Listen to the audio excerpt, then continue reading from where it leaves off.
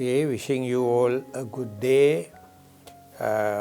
Today, in our journey towards a mindful nation, would like to talk about the mindfulness and emotional regulation. So this is a kind of an advancement or progress along the mindfulness. So therefore, this talk may be more digestible to the people, those who are already mindful. And this is the way mindfulness is getting diversified and taking the more wider scope. So therefore, please take time to be mindful, whatever it may be, because that is definitely that is helpful for you as well as for all the others.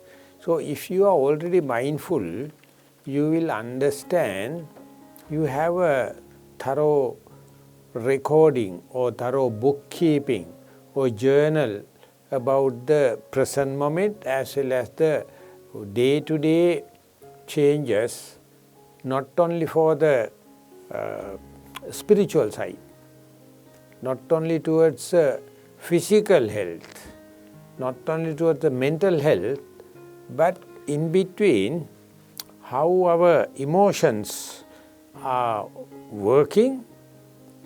Unless otherwise you are mindful, the emotional regulations appear like mystical, or it is more governed by some other higher beings or higher spirits.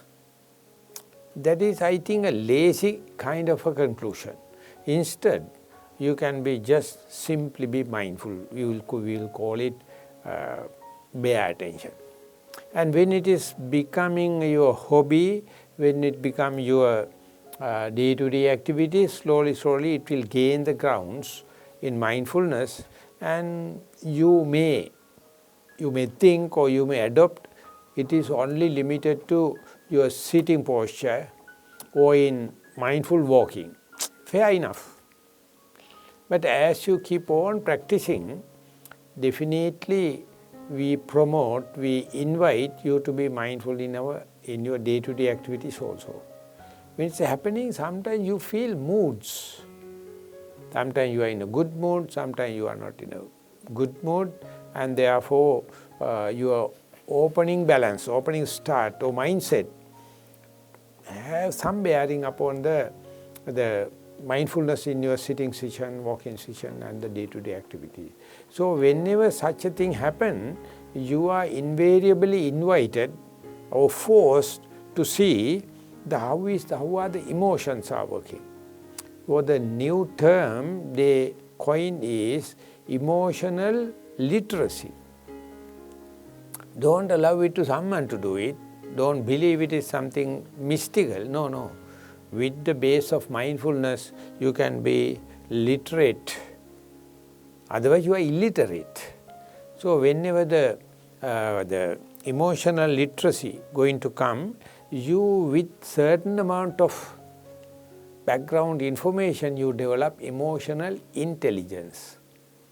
So this is not limited to you, but to your environment also.